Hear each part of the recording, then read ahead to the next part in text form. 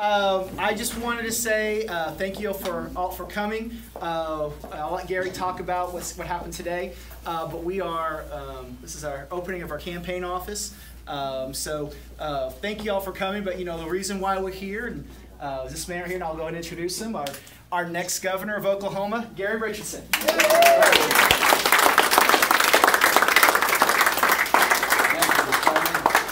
And now I know why the song that was on my heart and soul and mind this morning when I got up, and I told Lynn, I said, this little song has never been so much on me as it is this morning.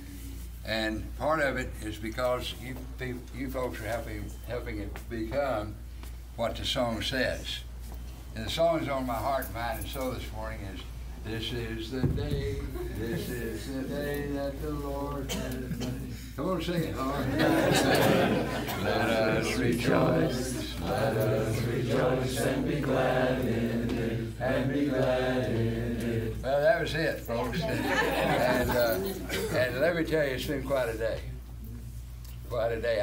I won't give the speech I gave in Oklahoma City because a lot of the people were there, but I will kind of recap it and tell you that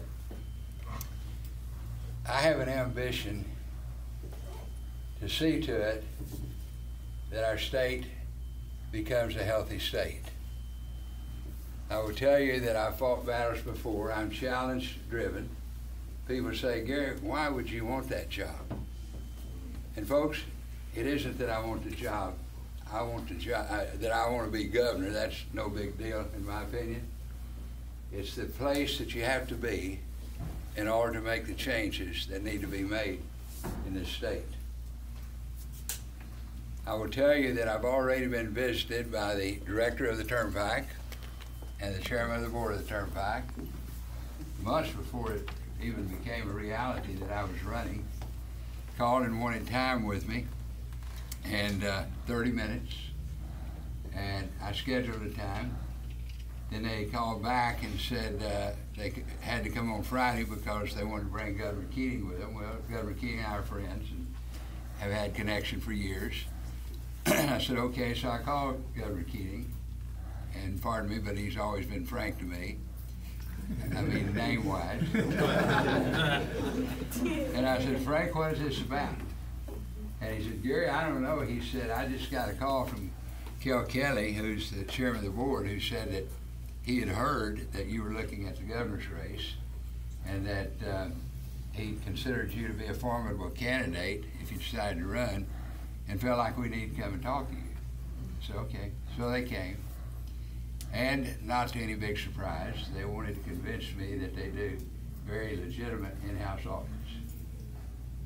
So I said to Frank, I said, Frank, when you and I were U.S. attorneys, how many county commissioner cases did we prosecute? He said, well, a lot of them. I said, yeah, about 230. And Frank, would you agree that in most instances, these were pillars of the communities that they were serving? Church people, family people, highly thought of people. Yet they were stealing from the very people that they served and been going on for years. And I said, Frank, would you agree that the reason they got by with it for so many years was because nobody could believe it? Well, the things going on in our state that I can't believe either. One of them, that no governor in the state of Oklahoma, who's the only person that can, has ever called for an audit of the Turnpike, an independent audit. So Kel Kelly and the director proceeds to try to convince me they do legitimate audits. And finally I said to what I said to Frank, and I said, Kel, I understand audits. You can have 3 of the same company, same period of time. They're all different. The difference is how far back does the auditor want to pull the cover? Well, Kel, my promise and commitment to you is this. If I become governor of Oklahoma, I promise you, for the first time in the history of this state, the governor of the state of Oklahoma will demand an audit, a forensic audit, Kel, of the Turnpike, and all the cover comes off. That's a promise. And literally, I say literally, I felt I could see the blood drain from his face. Folks, 3 years ago, the Turnpike system in Pennsylvania had an independent audit done of it. Not anywhere near the size of the turnpike system in Oklahoma. 8 people were indicted, 2 were state senators. And my campaign is not just about the turnpikes. That's just something that becomes a big deal in the media. I will tell you, we will do the same thing with the Grand River Dam Authority. There's never been a requested audit done of the Grand River Dam Authority. I spent 3 hours not long ago with a former director of the Grand River Dam Authority. I won't bother you with the things he told me, but I will tell you, he said, Gary, there desperately needs to be a performance audit done of the Grand River Dam Authority by an independent source.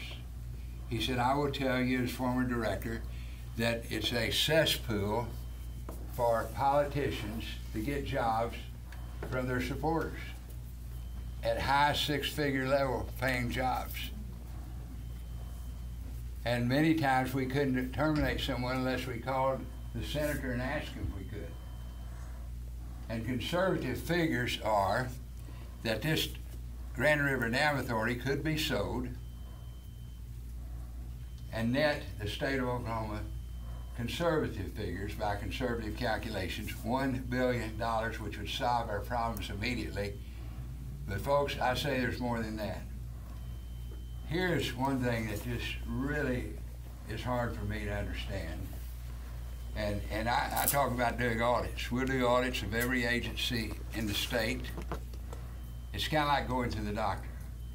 Would you want to walk into a doctor's office and the doctor say, okay, here's what you need?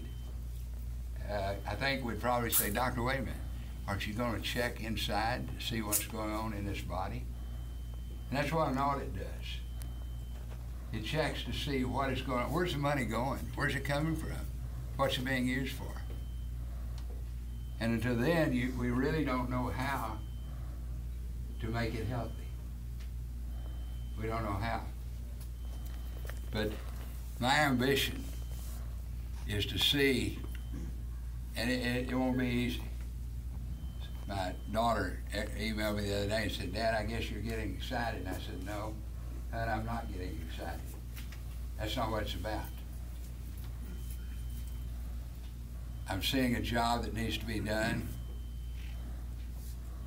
I feel that God has led me in this direction in my life. I feel I'm equipped for it in my background. And I've been challenge-driven my whole life, and I didn't ask for it. It was just there. I see a challenge. Chad's shaking his head, yes, my young son, with a little smile on his face. But I've been challenge-driven my whole life, and I told Lana one Sunday afternoon, I said, Lana, I do not believe that I can be at peace with myself and not do this. You know what I said, hon? You did. I said, I just don't think I can be at peace if I don't do it. I started seeing, I ran in 2001 as an independent. Frank Keating had been we brought him in our law firm when he ran for governor. The party had come to me to run, and I turned it down. And so they went to see Frank. Frank called me, talked me into it, and I said, Frank, why don't you come home and run? It's not my time. So he said, I don't have a job, so we gave him a job in our law firm, and he ran, became governor. At the end of his 8 years, he said, Gary, I will endorse you. You'll be the next governor of Oklahoma. I said, Frank, I wouldn't have your job.